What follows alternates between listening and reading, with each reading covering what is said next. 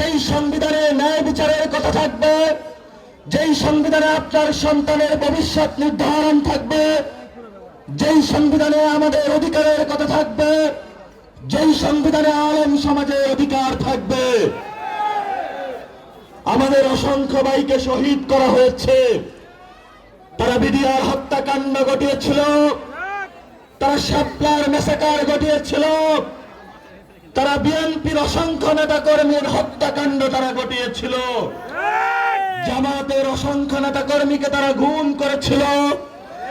এই সকল হত্যাকাণ্ডের আমরা বিচার চাই।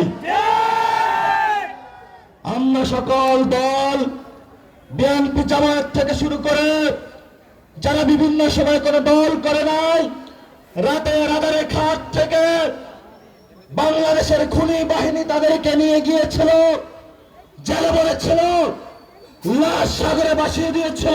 নতুন সংবিধান সংস্কার এবং শেখ হাসিনার বিচারের টিকিট নিয়েই ঘরে ফিরবে ইনশাআল্লাহ।